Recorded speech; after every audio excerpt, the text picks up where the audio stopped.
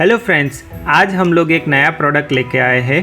ये प्रोडक्ट का नाम है AC change over cyclic timer है। ये जो प्रोडक्ट है इसमें यहाँ पे आप 230 वोल्ट एसी इनपुट दोगे और यहाँ पे आप दो एसी लगा सकते हो। एसी मतलब एयर कंडीशनर यहाँ पे लगा सकते हो और दोनों एसी साइक्लिकली ऑन ऑफ होते रहेंगे। और ये जो डिस्प्ले है जिसमें आप कितने गैप के बाद एसी चेंज करना है, जैसे मान लो यहाँ पे आपने 60 मिनट एडजस्ट किया है तो एग्जैक्टली 60 मिनट के बाद AC1 ऑफ हो जाएगा और AC2 ऑन हो जाएगा। जैसे ही AC2 ऑफ होगा AC1 ऑन हो जाएगा।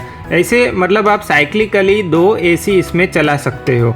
ठीक है, इसमें दो मोड है, auto mode and manual mode. Manual mode में जाने के लिए आपको यहाँ पे अप की प्रेस करना है। जैसे ही अप की प्रेस करोगे ये मैनुअल मोड में चला जाएगा और यहाँ पे ऑफ लिखा आ रहा है। ऑफ का मतलब दोनों एसी यहाँ पे ऑफ है और यहाँ पे इंडिकेशन देखिए कि दोनों इंडिकेशन बंद है। ओके, वापस मैं अप की प्रेस करूँगा। A1 मतलब AC1 ऑन, यहाँ पे AC1 का इंडिकेशन मिल रहा है और यहाँ पे 230 वोल्ट AC मिलना शुरू हो जाएगा और यहाँ पे ऑफ रहेगा। वापस हम लोग अप की प्रेस करेंगे।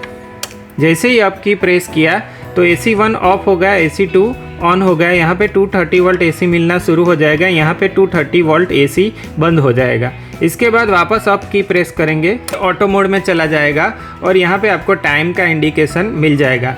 ये जो डिस्प्ले फ्लिकर हो रही है वो रिकॉर्डिंग की वजह से फ्लिकर हो रही है, एक्चुअल में आपको ये फ्लिकरिंग दिखेगा नहीं। ठीक है, अगर मान लो कि आपको चालू में टाइम एडजस्ट करना है तो आप ओके की को लॉन्ग प्रेस करके छोड़ दीजिए तो ये डिस्प्ले ब्लिंक करना शुरू हो जाएगा। आपको ब्लिंकिंग थोड़ा प्रॉपरली नहीं दिखेगा क्योंकि ये कैमरा के रिकॉर्डिंग की वजह से है।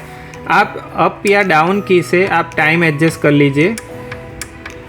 जैसे मान लो यहाँ पे मैं 55 मिनट एडजस्ट कर देता हूँ और ओके प्रेस कर देता हूँ तो ये टाइम सेव हो गया और ये जो है वो एसी रन होगा। ओके, तो ये टाइम रन शुरू हो गया है और 55 मिनट के बाद AC1 ऑफ हो जाएगा, AC2 ऑन हो जाएगा। बाद में वापस AC2 55 मिनट के बाद ऑफ होगा और AC1 ऑन हो जाएगा। ठीक है, अब मान लो कि बीच में आपको एसी चेंज करना है तो आपको डाउन की प्रेस करनी है।